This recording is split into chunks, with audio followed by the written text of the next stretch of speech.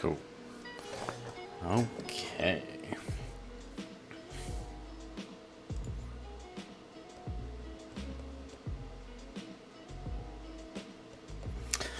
So it's kind of weird, like starting immediately in a stream when no one's here anyway.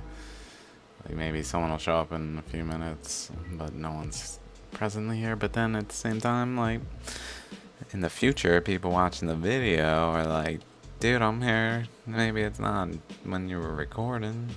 It's kind of like that's probably the crowd that I should even talk to anyway, because no one's here.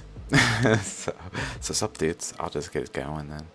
I guess if anyone shows up, welcome to the show. We are going to not look at shallograms right now. Actually, as I said, focusing on Atlantis. So we're not gonna even look at this. I pulled up some things that I was maybe gonna talk about.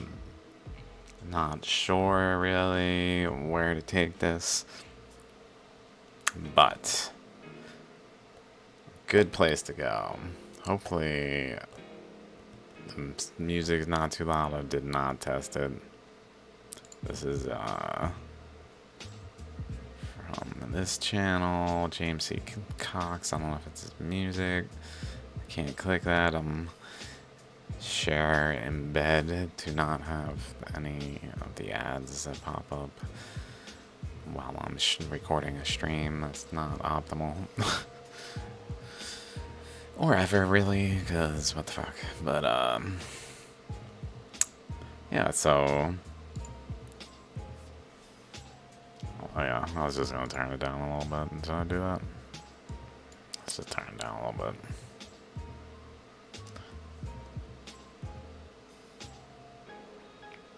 Kind of glance over here at the bar. It's probably fine. It's probably fine. Okay. Based on the level and things. Okay, so as I wrote in this post, I was watching this video on Atlantis on YouTube, searching for Atlantis. It's from like 2008, maybe. It was like a series. I forget what it's called. What the guy's name was. Maybe Jason Bernstein. Some reason that kind of was popping in my head. Jason Bernstein.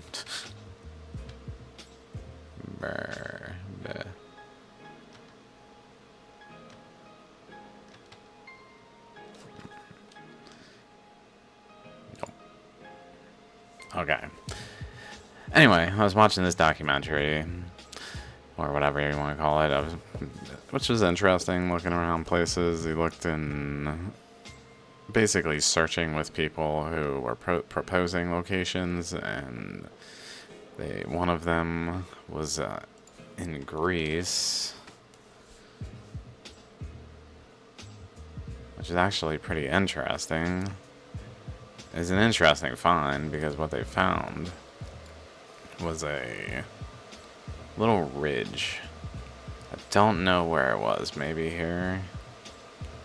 Not visible in this data, but it was like a flat-ish surrounding with like maybe a mound type of, like with a flat top to the side, like some taller structure, but then below it was lower with like a fall off, and then the space between, and then this like straight wall. They were checking if there was a core of a wall to this structure. So I'm thinking maybe it was a wall of Atlantis, basically.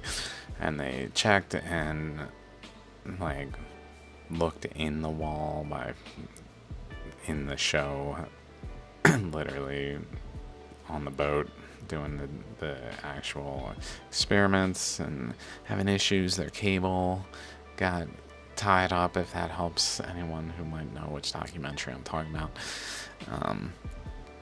on the like submarine or whatever thing, the thing that monitors behind the boat.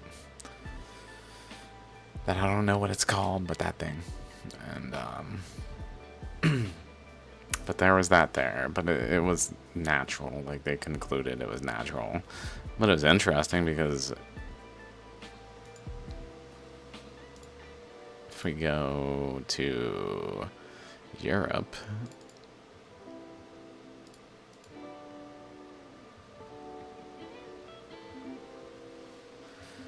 like there's current flows of the process of the Earth's expansion process and flood, which were one and the same, that are imprinted in the Earth, where an eddy happened in Greece region here.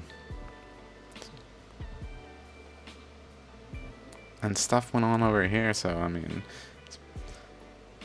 might have some subtlety of the process captured in it, is what I was thinking. So it was an interesting find. It just wasn't Atlantis. But let's go back to this post. So then they mentioned the red, white, and black rocks of Atlantis, which I didn't really bother to check. I think Plato says it. I'm pretty sure I've even checked before, but I checked again here. Just I'm pretty sure I came across those colors and checked and be like, granodiorite is that, so maybe at least some of the ones I was seeing. Some, I don't know if Flemish caps granodiorite is those colors, and actually I don't know that it matches the colors like actually at Flemish cap, but it has the rocks that could match the colors.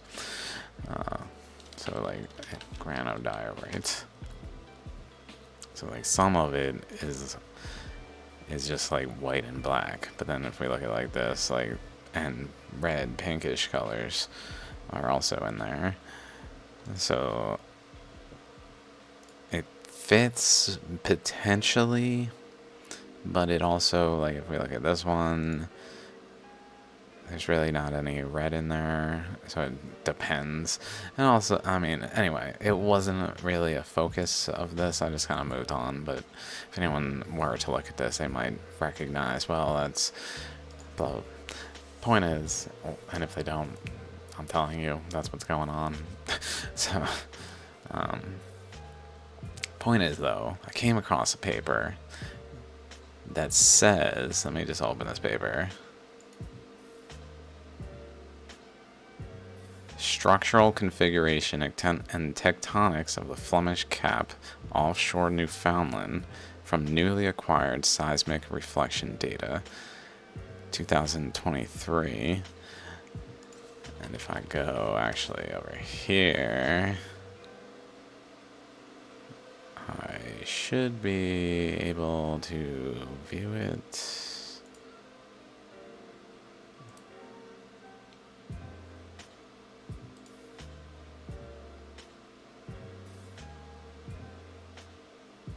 From Myron Cook's video. There it is.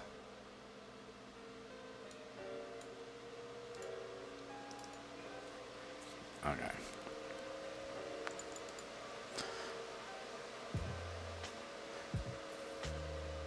So the abstract. Let me just make sure I'm even in my head. Yeah. Although the Flemish Cap, which I have been proposing to be Atlantis. So for real quick, Flemish Cap is right here. This is Flemish Cap.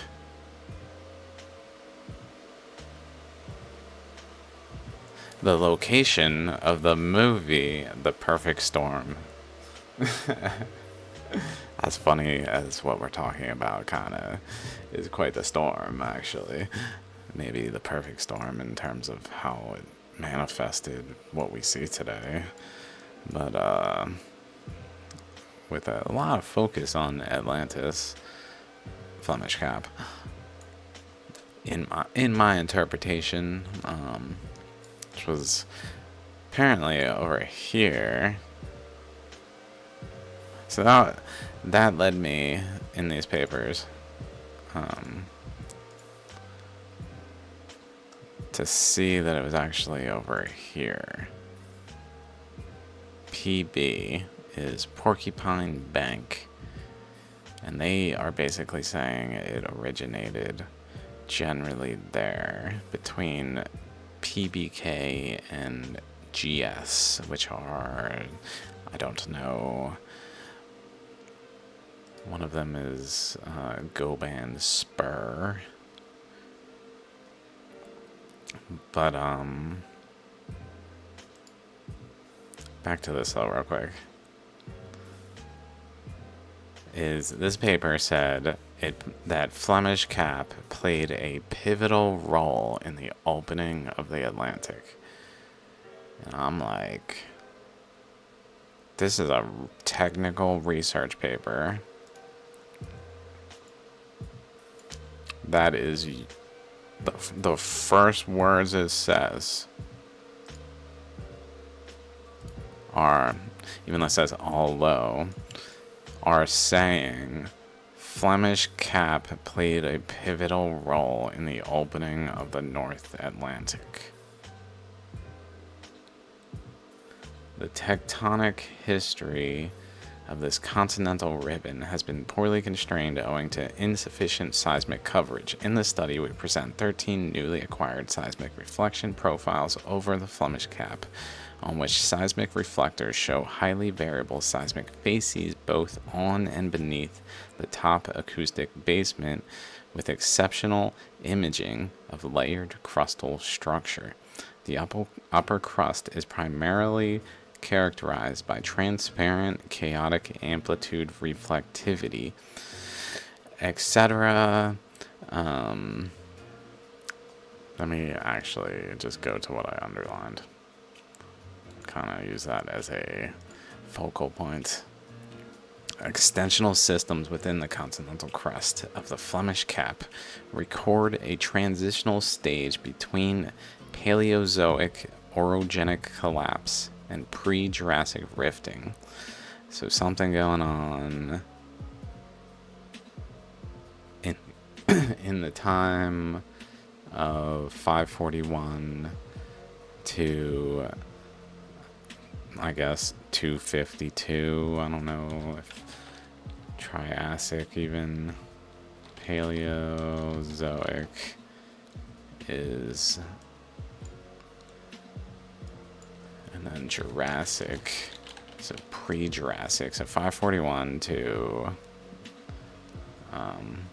201 million radiometric dating. In that time frame, extensional systems within the continental crust of the Flemish Cap record a transitional stage. So there's extension and rifting going on in the early phase. The crustal architecture associated with Mesozoic rifting of the Flemish Cap. So Mesozoic rifting. Mesozoic. So basically until the KT boundary time frame from the Permian. So there was in the Earth's expansion process, the Earth expanded. It began from a single landmass of all the continents conjoined at 541 million years radiometric dating. In terms of the flood, that is the same process. The flood happened from 541 million years to the Holocene and literally reshaped the Earth, including cutting its continents into pieces from a single landmass that were all conjoined, cutting it, and then between the space, filling in new layer, basically an underlayer below all of the crust because it was pushing it out. And it was kind of like if you have a surface area that's hard and then you expand the inside underneath it, the surface is going to crack and break into pieces, and if they stay stuck to the surface expanding underneath it, they'll just be spaced apart. That's kind of what happened to the Earth, but the flood participated in cutting the continents apart. But this started at 541 million years, centered on Dwarka over here, which was here, and punctured the mantle here by a vortex storm that was caused when ancient Dwarka was attacked and a fierce vortex arose, which then moved over this way and fed into the crust, down into the mantle, and reached to space, feeding a column of energy of a literal space, which is not nothingness, but filled with subtle particles of infinitesimal, infinite abundance, basically, which is space itself, that then entered into the Earth by having a column to go down, like a drain, and entered in, which then pushed out by this physical substance occupying space in the Earth. It pushed out the materials within the Earth that then upwelled underneath the crust, where it was less fluid because it was the hard shell of the Earth. And then it flowed out onto the entire crust of the Earth.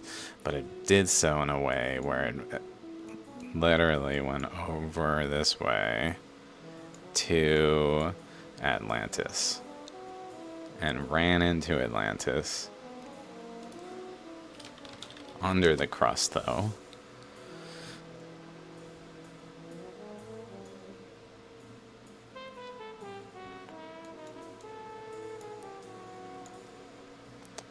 From the mantle puncture hole location, which is this spiral structure once it loads. What's up, dudes? I see some people possibly here, so what up, dudes? Yeah, but from this spiral location, it goes this way, and then on through all here, across here, where Atlantis was, like right around here. Let's see. Which, so it was at like 50.5 north, 12.5 west.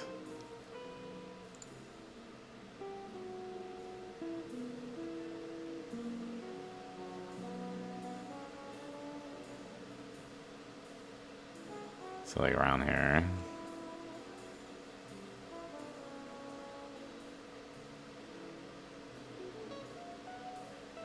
Interestingly, it has like a circular type thing here. At least part of it. Almost like it was here.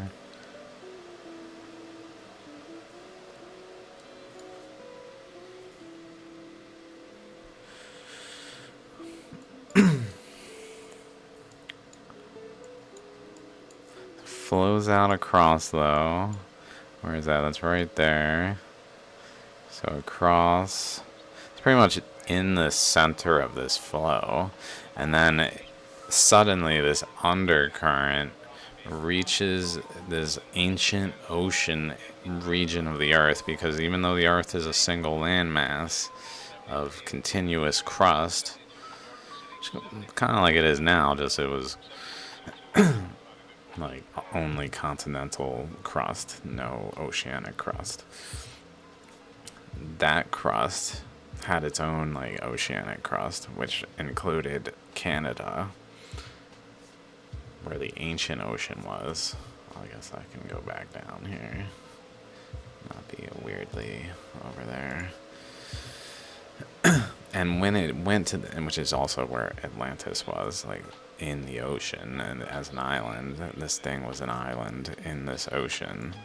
And then this undercurrent reached the crust where the water was, which then heat exchanged into the water, cooling the undercurrent itself in a way that it formed an actual support structure to uplift the crust to basically make it a continent, I think, because it was kind of oceanic crust. And uplifted, but solidifying, forming this like leading wall over here, and kind of a container shape over here that got messed with by other currents in the process, but going over here, undercurrent, heat exchanging, leading to like motion energy being put into this water, that the ocean that Atlantis was sitting in. While this is happening, the Earth is physically being flooded with internal water from inside to the surface. And because the continents have not yet separated, they literally get flooded entirely to the point where there is no exposed land. Everything is covered by water, all of which is in flow and creating structures of the earth like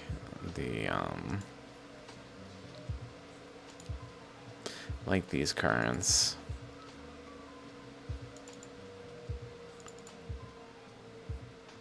Like here, a current coming down from Alaska region through here, current coming up from through Mexico here, running into one another, other currents swirling centered on Michigan, another eddy centered on the Hudson Bay, currents interacting from a eddy in Colorado Plateau that then formed an outlet channel across here that interacted with this one's outlet channel that then fed in over here, and all sorts of things that are all very much traceable, like this current coming down here, through here, over here, and then across this way, spiraling in, basically creating Chicxulub, because this is all happening during the flood, 541 million years to the Holocene. That would mean all these impact craters are not actually impact craters and are instead aspects of this process where pressure, concentrated energy, like so, like there's pressure over here, there's pressure here, pressure all around, current flowing into it, and a concentrated energy to a point where it literally is just boom to blow out the actual pressure around it, like a supernova pretty much, but of water currents under such high pressure that they're literally behaving in cosmic ways that then make an impact structure and segment the earth, break it apart, and allow it to expand. And then it expands, and then the water retreats, which is when the Ice Age floods were happening, when the water was retreating off of the surface of the earth because it was shallow enough to begin to really etch things. When it was deeper and didn't have anywhere to retreat to, it was just more basically, because there's nowhere to retreat to, it's more stagnant and just kind of like at an equilibrium. But once the earth expanded, there's this huge ocean floor with no ocean in it, and it just retreats to the ocean, and in so doing it begins to etch everything where it's draining through, especially like there's a main conduit of current flow that was passing down this path of the Rocky Mountain Trench. An actual conduit, like an artery of the current that was high intensity, because a lot of things were going on where earth material was being forced this way between continents though, which was then going up this way and then getting shoved in over here and amassing over here, which was pinching a current that was flowing this way and essentially forcing it to be over here in a pinched manner between this forcing current, the pressures going into there, and the pressure of this huge eddy over here that's forcing materials this way, literally creating the boundaries of the Rockies by all of this, and just the Rockies by all of this.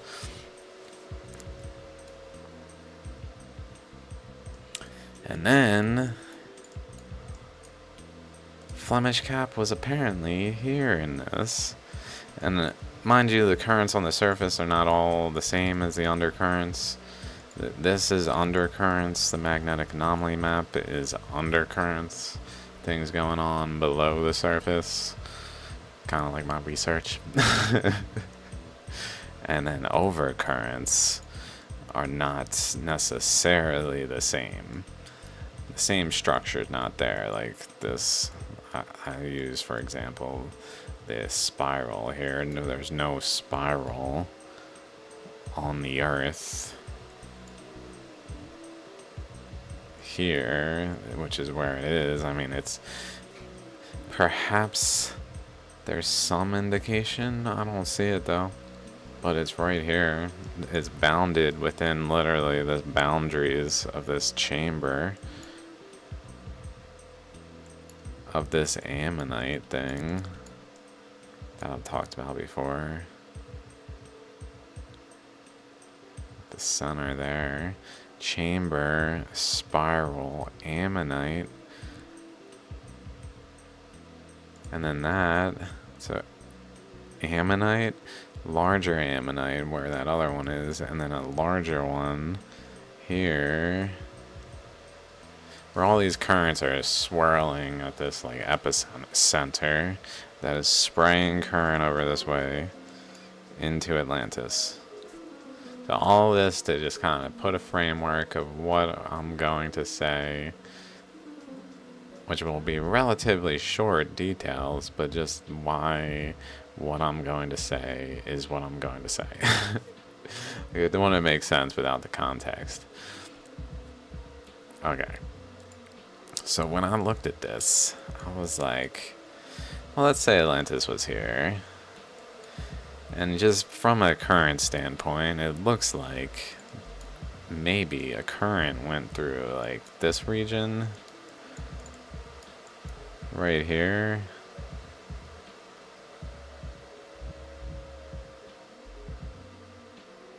Right there, looks like a current went through it.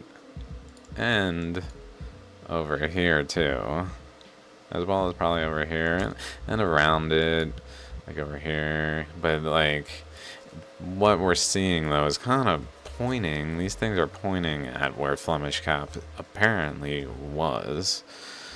So let's imagine there's a landmass here and there's currents flowing, possibly both of them at it, or maybe one of them like deflecting like this way while another one goes this way, kind of thing. I'm not sure. That seems likely that they're bouncing off each other. Like this is, they're coming in at like an angle. I don't know how to freaking hold my fingers to do this. Maybe, I don't know. Point is, bouncing, ding. Maybe like an hourglass shape. Of a current maybe coming out. Maybe it was actually this current going this way across, that then hit Flemish Cap on this side and went up this way, where another current went from over here this way.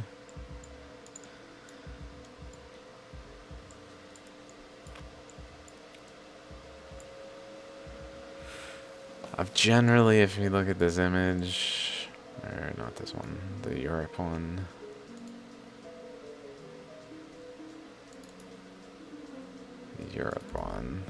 I've generally described currents going this way and this way, kind of like clouds of Jupiter, let's say.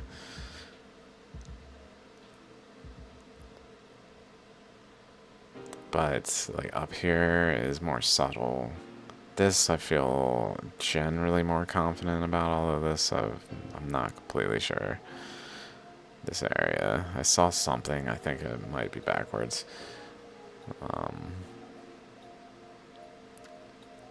Because it's all just kind of trying to reason out the current paths and what's happening. So I'm certainly gonna make mistakes. I mean, so I don't know. But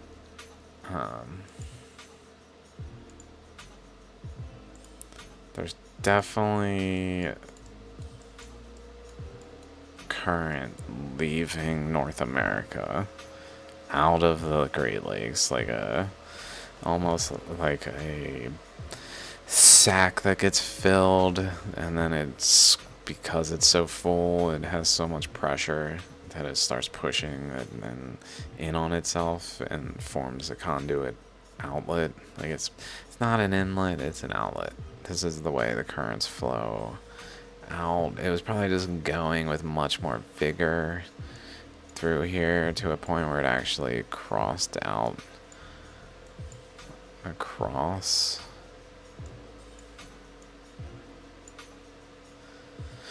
Or is it an inlet? Oh my god.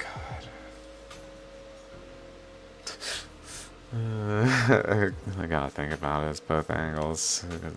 It's the only way to figure it out. If it's an inlet, that would mean currents flowing this way. Hit Flemish Cap, went over that way.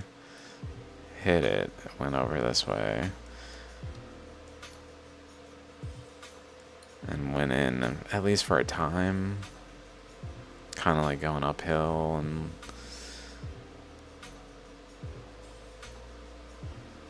between pressures though, like there must have been pressures of this eddy over here, some other pressure that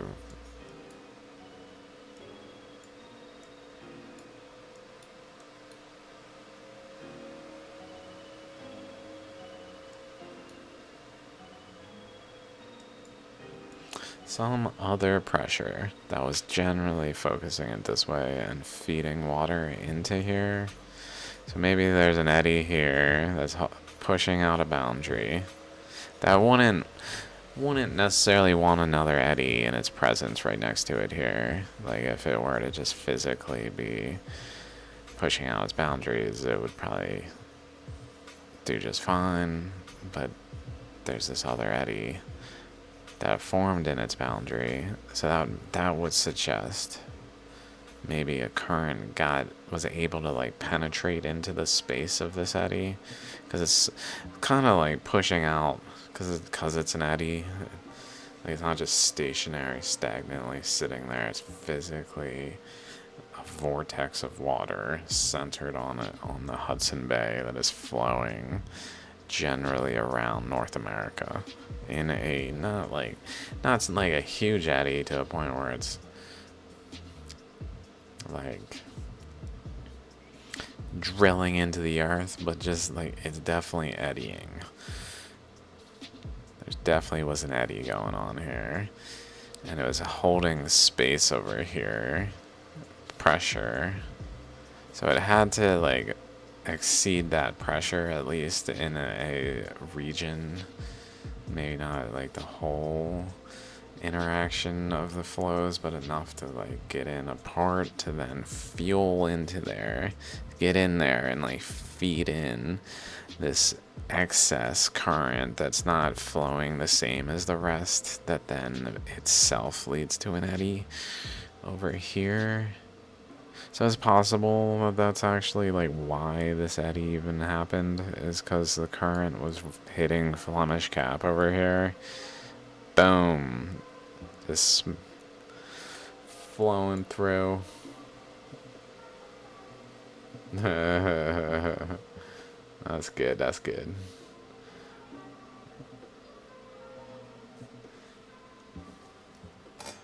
Eddie's in this.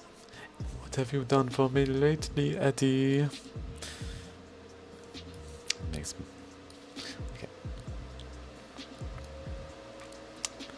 Okay. But I was thinking, I'll just go back to this post. I was thinking it was something maybe like this. These arrows don't necessarily have to be this way. One of them is probably this way. They may both be this way. It's possible that two currents kind of coming from generally different directions, but also going the same general direction would do something like this. So I'm not sure. One of them is probably going towards Flemish Cap, though.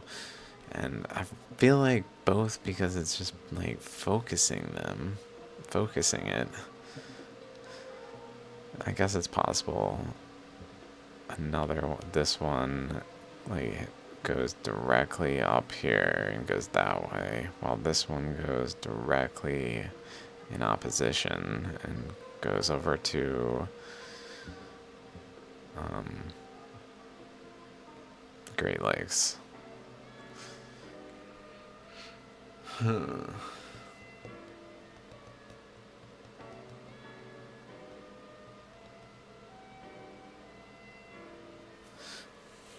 But this is where it gets kind of odd. I was thinking, if we just follow it, well, there is this like line, the mid-ocean ridge, kind of in line with it, like right here, especially this portion, which starts like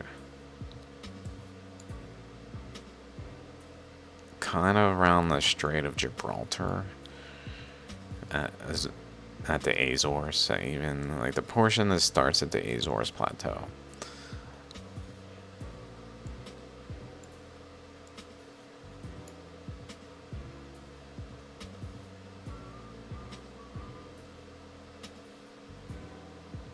Is kind of in line with what those would point at when I draw it like that.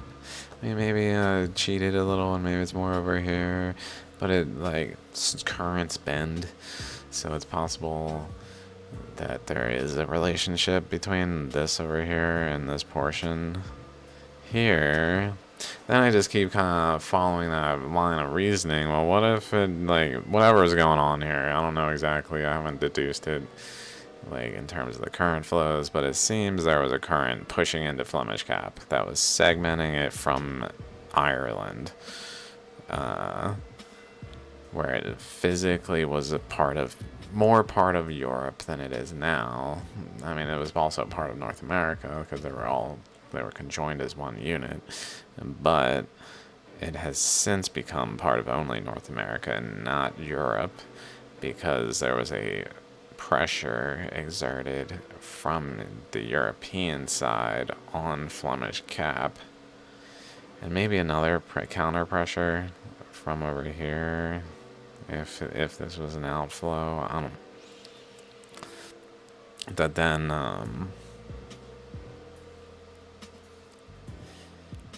maybe like once it moved out of the way,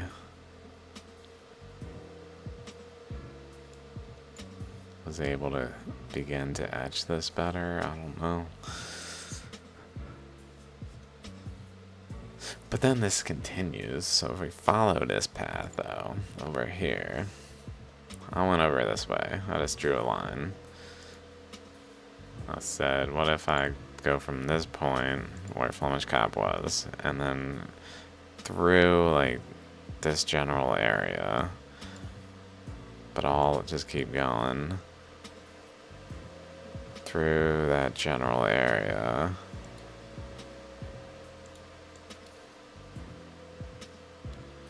So through it, keep going. Mind you, this is in an area where if we go back to currents, these are some of the currents that are happening. So this current flowing this way down that conduit fans out here, goes through here, goes over here, does this. And wow, there's water everywhere, but there's current doing this. But then continues over with an eddy over here that's opening up this space that has to do with Azores. So like a current goes along this side from over here, down this way, around and down, and then wraps in here in an eddy, where another current goes the other way, this way, and into the Mediterranean.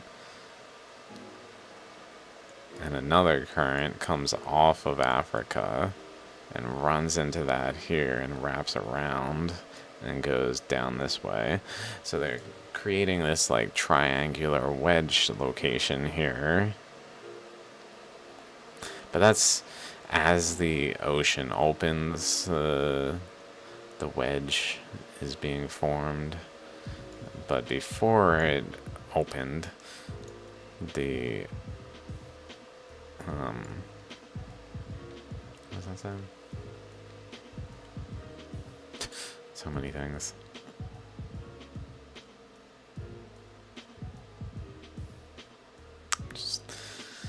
I also think like this region might have been newly formed, like basically Spain.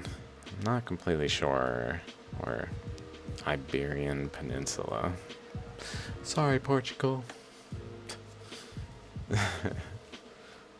But this line goes through Lake Titicaca.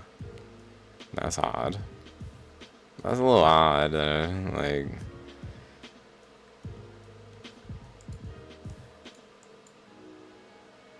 And it goes to this bend point where there's this sharp straight line right here. Like, that's also a little odd.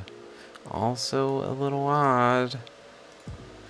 And then there's kind of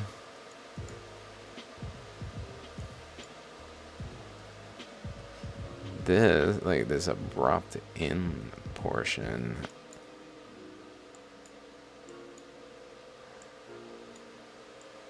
So I basically drew it like this, to like a maximum.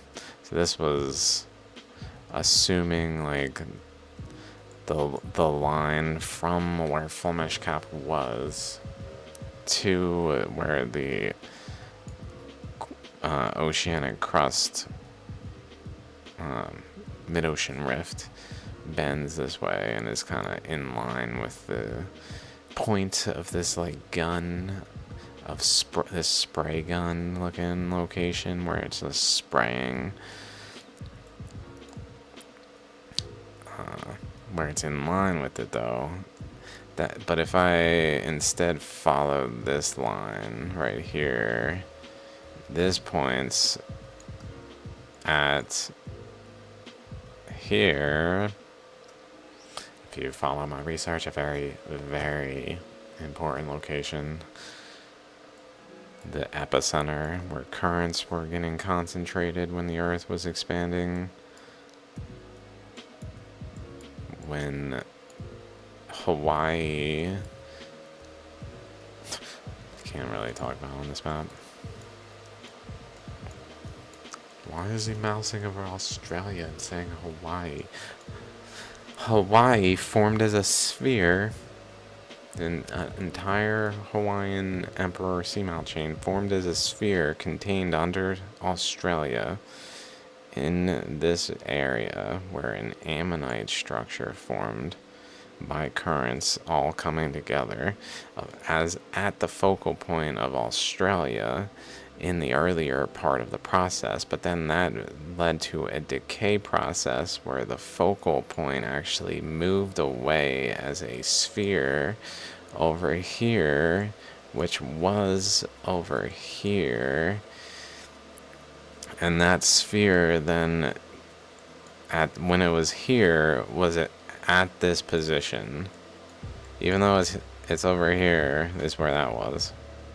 Even though it's here, it was right here.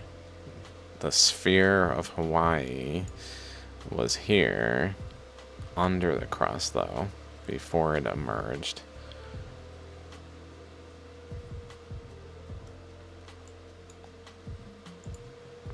In this position, and then it emitted jet streams that then went this way, but North America was actually like right here, and it emitted jet streams along the boundary then into North America that accreted terrains into North America, but it also emitted this sphere along the jet stream that brought it up here,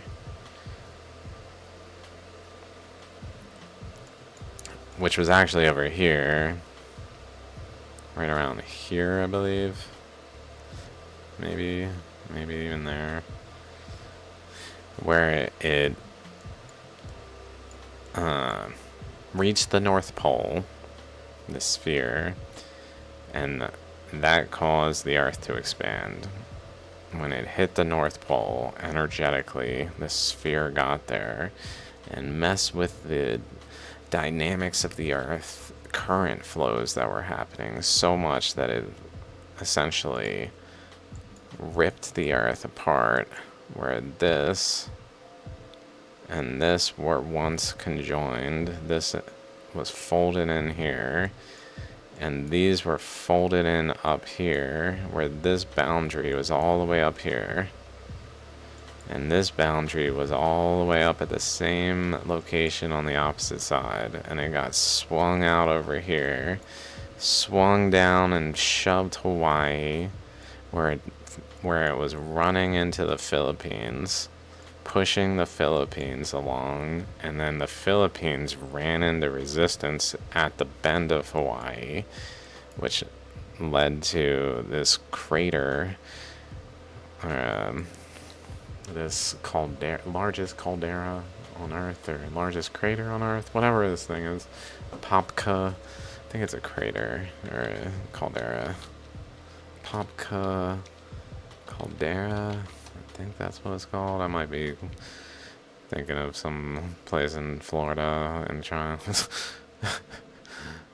Caldera, Philippines. Yeah, sure. That's not enough. Apalaki. Yeah, okay. Ran into the Philippines,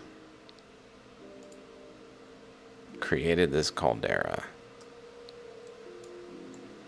shoving it there, but then the Earth started to expand, more so at least, and filled in the space between, shoving this over. I'm not exactly sure how this position moved away from the older crust. Not exactly sure. Fairly certain that that aspect happened. Fairly certain that Hawaii was pushing into here. Like it.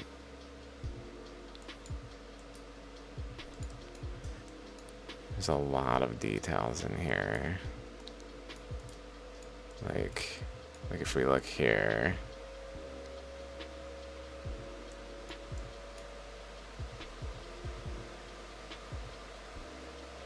It's like it literally ran into it and went down and over and ramped off, maybe even ramped off here. So possibly it was actually happening along here. Like it was shot down this way and this way, but it was actually going down this way over here along North America, forming the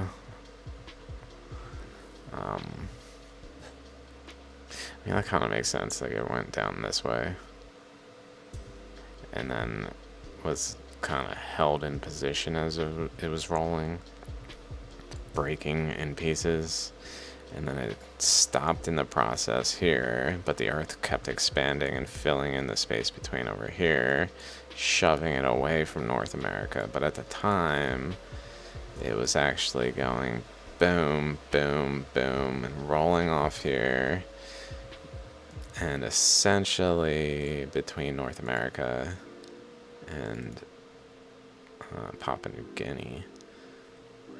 Like, rolling through this region here, like boom, hitting around here, possibly relating to Silesia then? When is Silesia?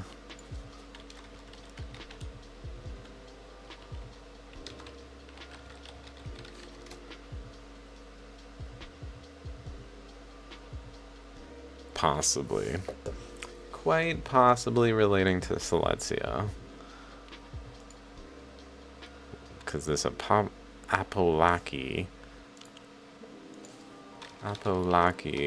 caldera dates to, let's just see whatever this is. I think it's like 48 million. 48 to 26 million, that's interesting. But 48. Age of the Hawaiian Emperor. Seamount chain bend. About 50. So around 50, 48. And then Silesia, 56, 49. Around the same time, 51, 49. Accretion completed around the time when the bend was like established, like it wasn't bending anymore. Maybe the accretion was highly related to the fact it was bending. It was flowing down here like along a boundary, and then it ran into the Philippines and then was like forced into North America, and Silesia was deposited, but then it continued down a straight path. That was here.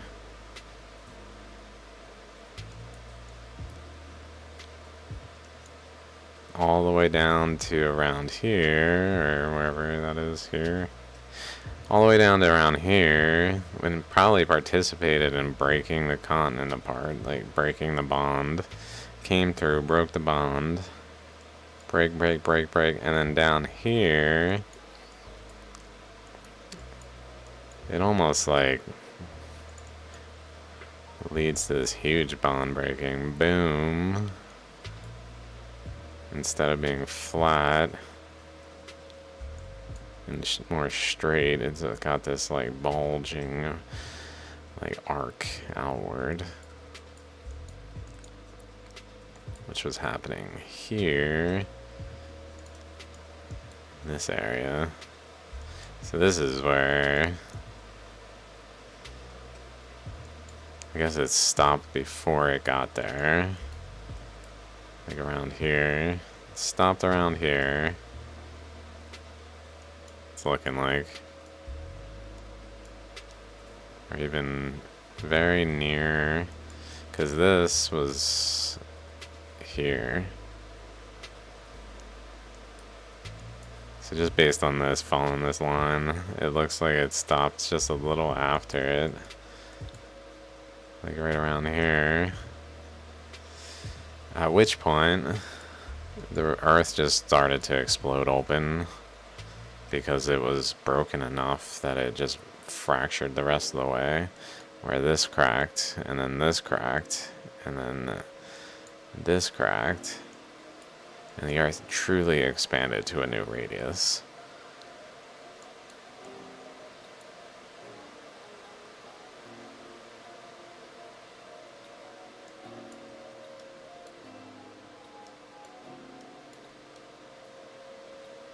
Although it started really at 66 million in terms of the rapid expansion, so this would maybe be a little later. I'm just thinking, why would Australia still be attached when Hawaii is coming to a stop in its motion when it dates to like 1,000,000 years old or more recent? Like, this portion is very recent. This is around 1,000,000 something, I don't even know exactly, but this is 48 or whatever it said, and this is around 80 million when it first started.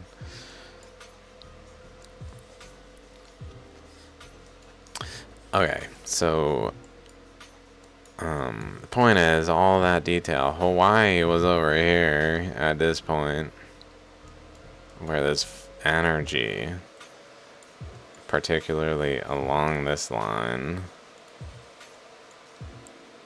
that has been on the screen that whole time, along that line, like right along there,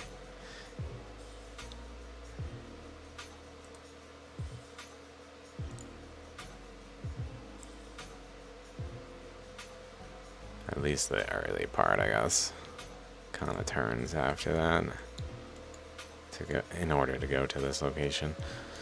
It's kind of like an outer boundary, essentially, of this, is what I was thinking. This flow, it kind of has a fanning out boundary of influence where it essentially reaches where the sphere of Hawaii was, but also reaches all the way through this whole area.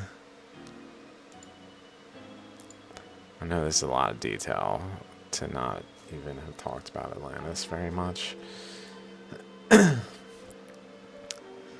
So I was thinking, though, the current just kept going. One of these pictures has what I was just saying, though. I thought it did. Where the hell is it? Current keeps going. It looks like it runs into this location, kind of giving credence to the potential that there's this little inward, like, location right here. I mean, sure, it happens, like, over here, let's say. And so, like, why would this one necessarily be some current flow coming across, especially when we don't really see clear evidence of anything of that nature here?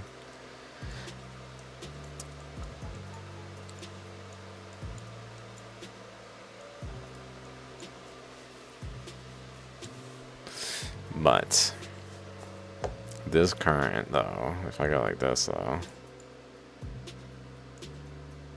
down to like here, and bring this to Flemish Cap, would be location. It's kind of like where it starts to bend heavily right, pretty much here.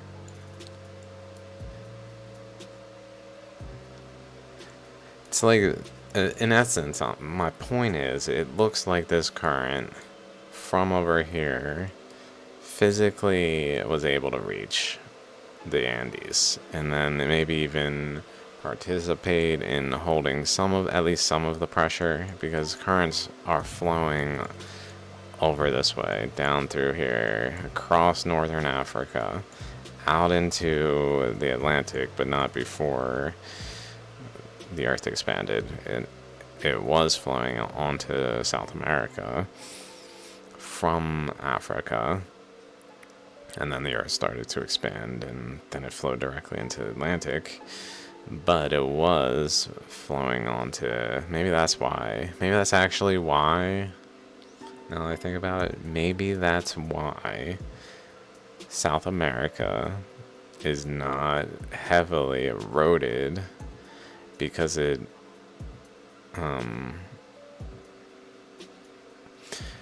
like the tail or the leading edge of the water draining of this current ended up happening right here and not here. Like it went across all this and then to South America, but then the South America got broken away, so the leading edge of the water really drained through this way. So South America maybe was relatively protected from like certain aspects of the erosion of the currents, but still like susceptible to the currents of the flood before the earth like actually grew to a new radius enough for the waters to flow off of the continent and into the ocean beds to then flow into South America from over here. So all what I'm saying is really, like I was talking about, focus on Atlantis. Makes me wonder if there are any actual relics of Atlantis swept through. There's the image I was kind of looking for. Swept through this area, like within the region of that little indentation especially. Swept through. And then across here where it ran into other resistances of currents pushing from the other side. And just deposited things. Kind of like happened in Alaska at the Boneyard. I forget his name. Boneyard guy. The boner. Boneyard, Alaska.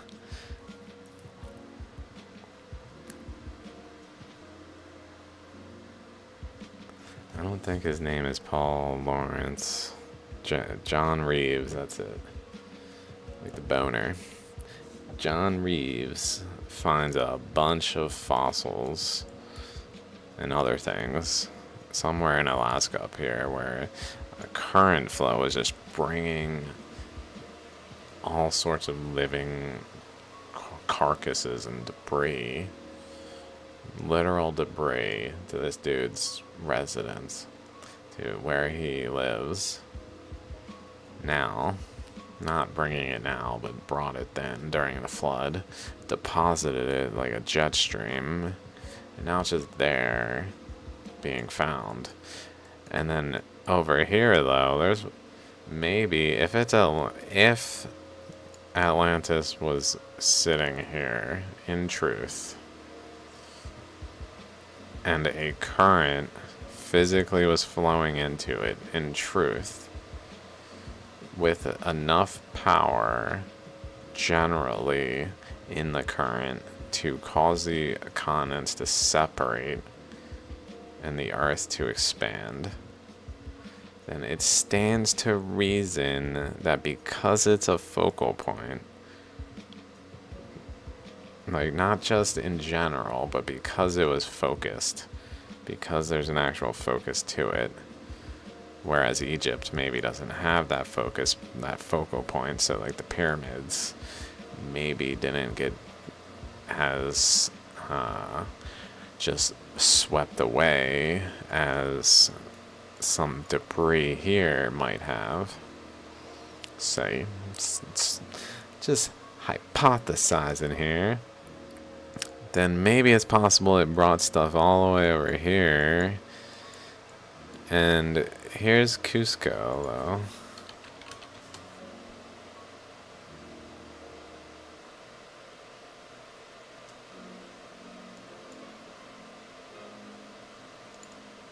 What are the odds? What are the odds? There's stuff like this. from Stargate Voyager on YouTube, I guess. Derek Olson. I just saw this. This might be posted by other people. But like, I mean, if it's stairs, which it kind of looks like stairs. I don't know why exactly. It's just stairs to something. If it's stairs, they're upside down. You know, like this looks generally upside down. The thing just looks upside down. Whatever it is, it looks upside down.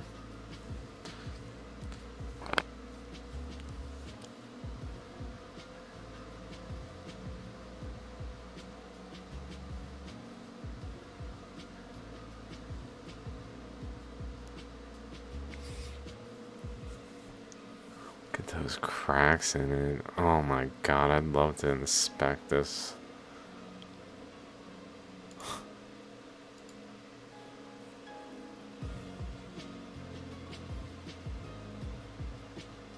I said, looks like flipped over debris. And then I linked what we've been going through.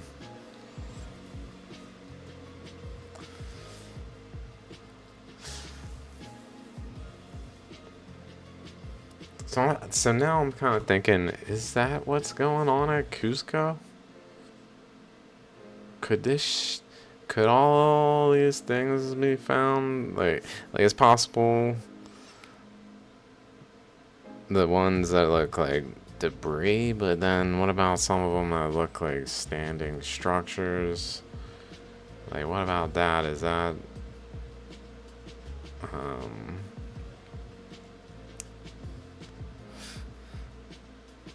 was that transported like on a slab of earth that it just rode on like a landslide in the water flow? If so, is there evidence of that? That sounds ridiculous, but maybe. Or did someone also get transported with this from Atlantis? Like, someone, not just something, but someone or someone's people from Atlantis, maybe. Let's say you were on this flood world and you lived on Atlantis, and Atlantis, or in Atlantis, Atlantis was Flemish Cap, let's just say. It was then positioned right here in this location, and then this flood comes and sweeps you away. And it happens to take an actual pathing that sweeps you according to the angle, the like trajectory of this spray nozzle structure that's pointing at where Flemish Cap once was.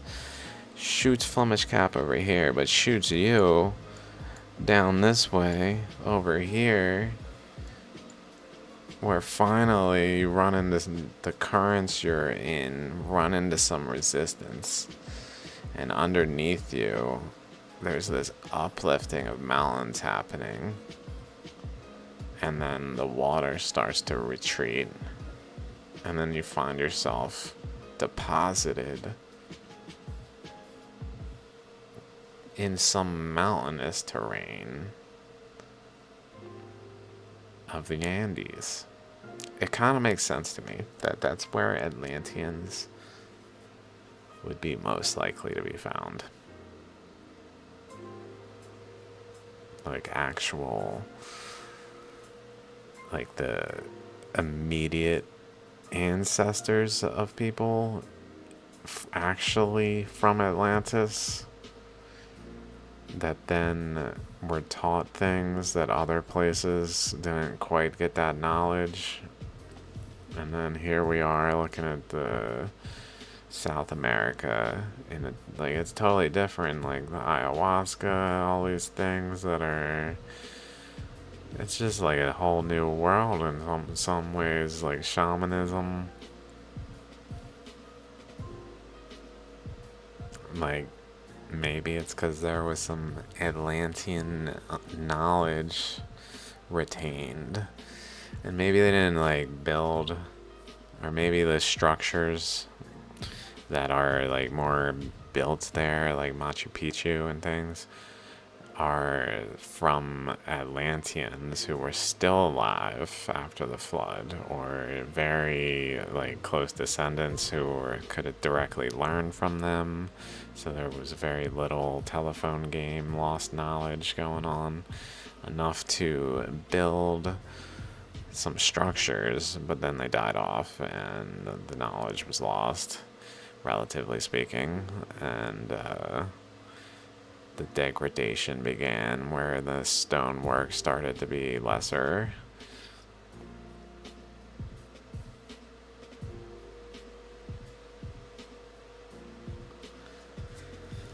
Like, there's a lot going on at Cusco.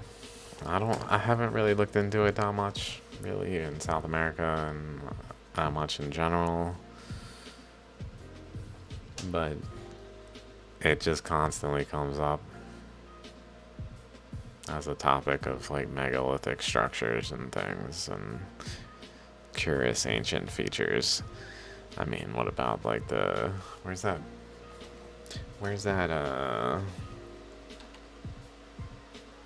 gateway to the sun or whatever?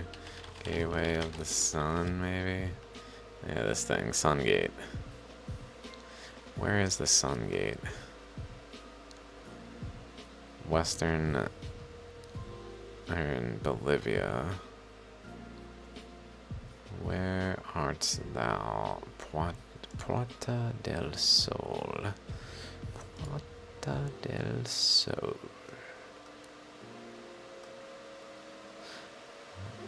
Guess I can just go Sun Gate, Bolivia, Tiwanaku.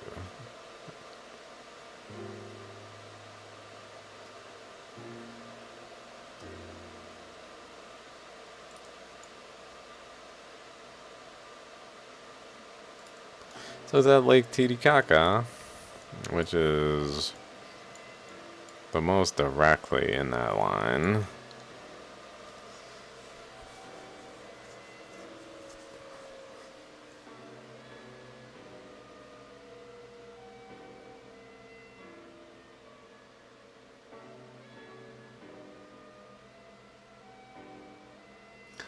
I don't know what to make of it. I don't want to say it's necessarily Atlantean. I don't really know anything about it, besides that I doubt what we think as a society is correct. Let's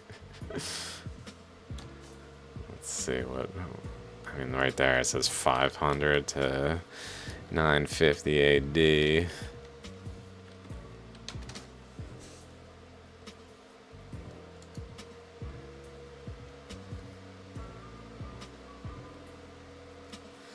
Sun Gate. For the Incas, the sun was a powerful god they believed gave life to all things.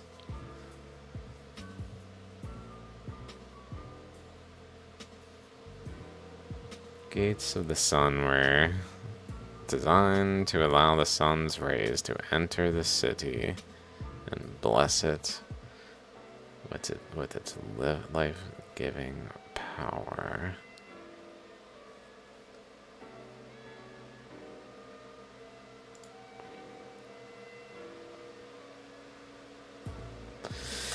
Also known as the Gateway of the Sun, is a monolithic gateway at the site Tiwanaku.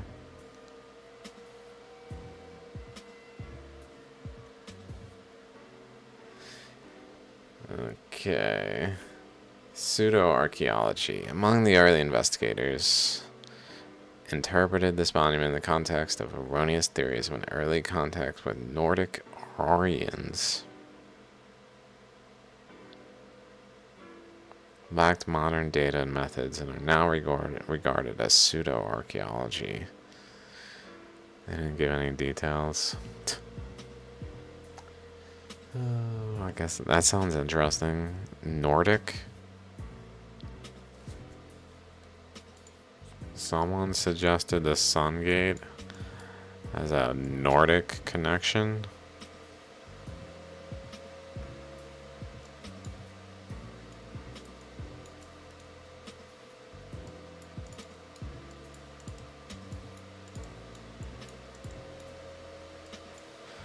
Almost like a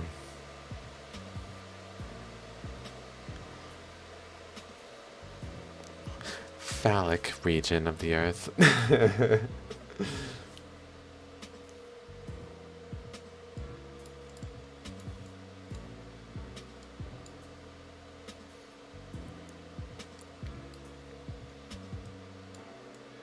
Like straight peeing.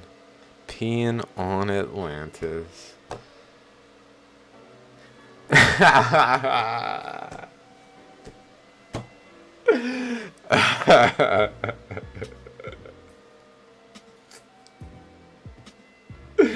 That's too funny. I feel like Atlantis got purposely pissed on. Just pissed on it. It was like, hold up.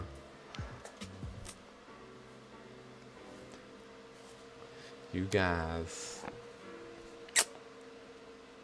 pissed on.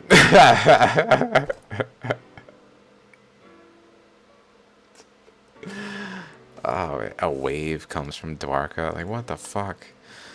How ridiculous is this? I know if you don't like believe me or whatever, but if it kind of sounds like it makes sense, how ridiculous is this? A vortex weapon attacks Dwarka over here. Storm goes over here. Punctures the mantle, upwells current this way, comes over this way, fucking wow, hits Atlantis underneath it, starts fucking it up from every angle, and then next thing it knows, it's getting pissed on.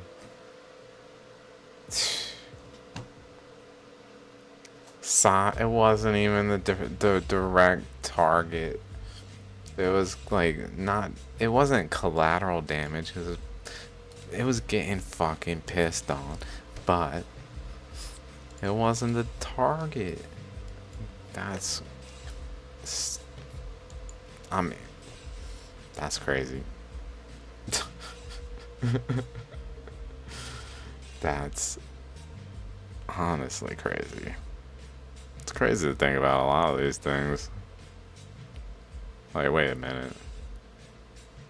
Telling me that the pyramid is at this coordinate that's in relationship to this thing and that thing and this other detail, and you don't know that the earth expanded and the earth, those were not there, or those were there before when the coordinates were not the same. You're telling me even today these people were able to foresee these connections when they built it then at a different Earth's radius? Bruh.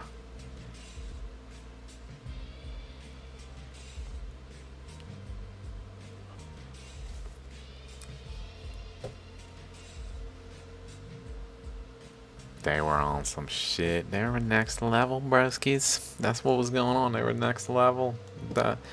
That's just what it is. What it is. At next level, to the point where someone just carved the earth with all sorts of details to tell a story. Look, I'm pissing on Atlantis. Look, I want you guys to know. Yeah, that's why it ain't in the history books either, because it got pissed on, bro. No one gets to talk about it. Fuck that place. Piss on it. Dwarka. I'm gonna attack you, Dwarka. You're cool. I mean, not that cool, but you're cool. You cool. Them over there, though. They don't get to be in this book. Fuck them. Although they're probably in the scripture. Atlantis is almost certainly in scripture. Hindu scripture, just not recognized. It must be. It just must be. Okay, so that was my Atlantis spiel. I don't know how long it's been. It's been a couple hours. At least an hour, hour and a half.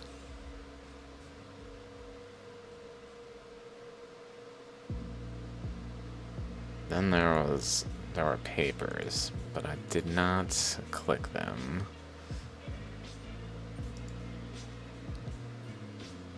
pivotal role in the opening of the Atlantic. Love it. I haven't read this yet, so I won't go through it. I would rather sit down and closely look at it and then be able to talk about it if I were to talk about the details in here. I guess we could kind of look at these types of images. I didn't see anything that was like, that's weird, like so anomalously weird that it's like, what in the. So if we go to here, not here, but also here, I guess. They have this closed up like this. Like PBK is folded in, which may or may not, I guess, is based on evidence.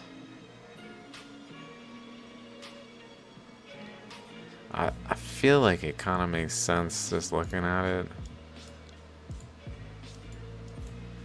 that it was actually in there, but maybe not. That might be a little too ridiculous.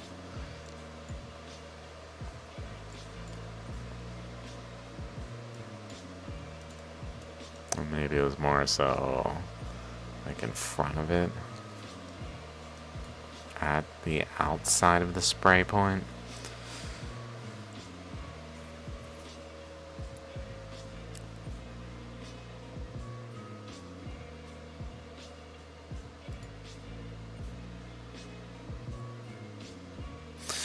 Ooh, we're almost seeing the spray open, go down this way, and cut open the Atlantic.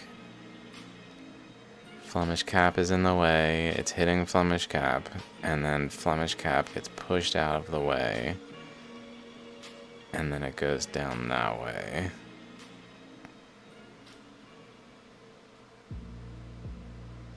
Even though it's still going atop Flemish Cap here, and down that way. I really think it was probably closer. But they're obviously using data. So not always like, it's not like that's infallible data, or not data, but infallible mapping that has no guessing in it. I'm sure there's guessing in this, and it's not just purely data.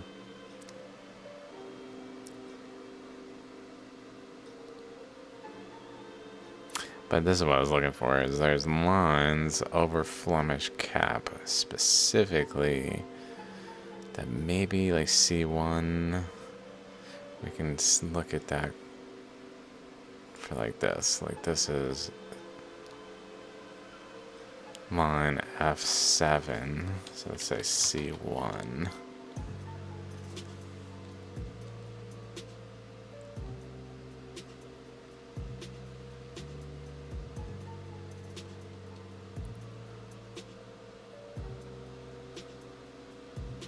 See anything particularly, here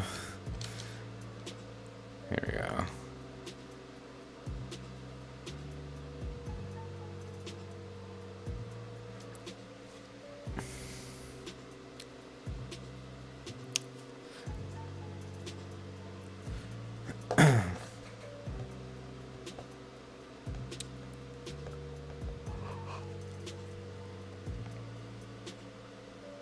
Which one is C1? Uninterpreted and interpreted seismic sections. EF seismic profile, C1.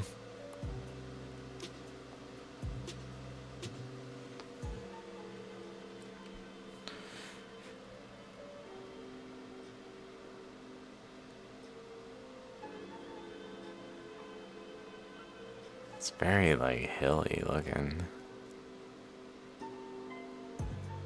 underneath. I don't know where the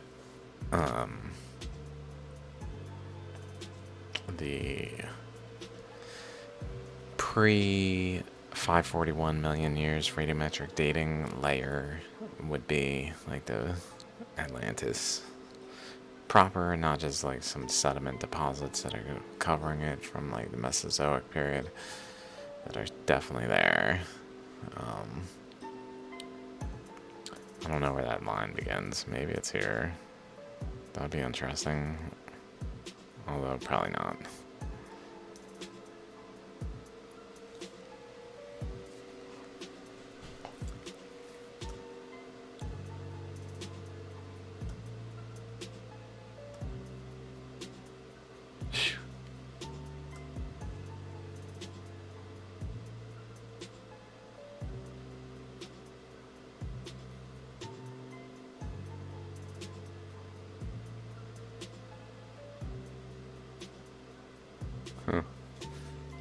Cool. Okay, I'm gonna stop streaming now, I think. Kind of slowing down.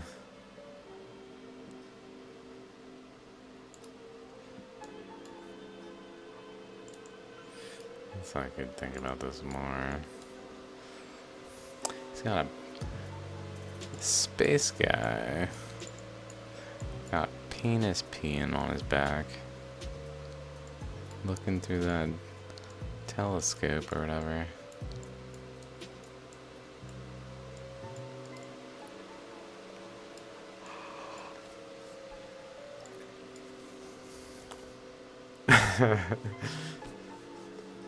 Penis pee. Bro, you got penis pee on your back.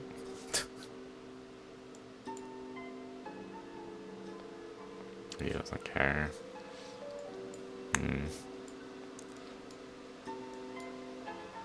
There's a current flow there. What is going on? What's going on? Oh. Current definitely goes in this way. Cross this way. I'm fairly certain it goes out here.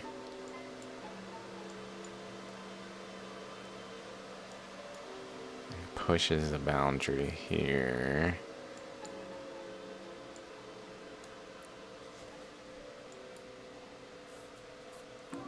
Cross this way. Generally up this way. Pushing this boundary.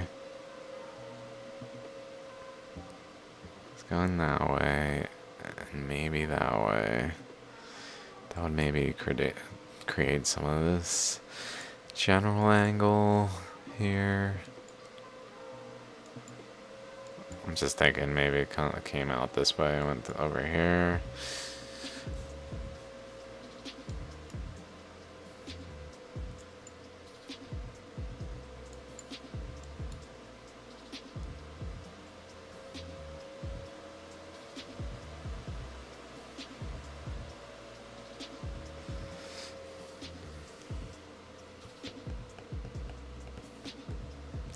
Okay, sun gates.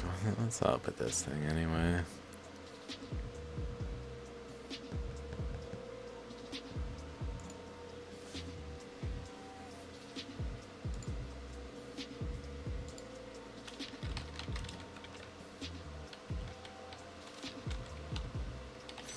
I have no idea how to spell that.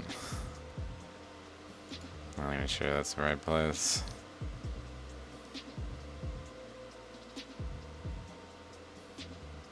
Puma Punku.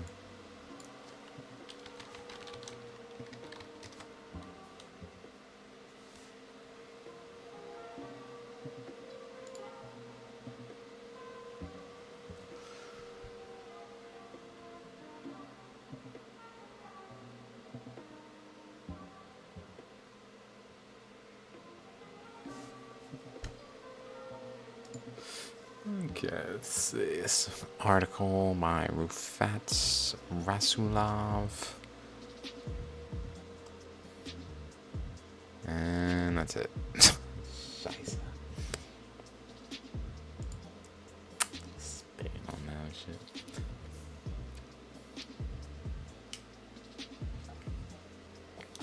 Alright. I'm out for now. I'll see you guys next time. I have not been recording videos.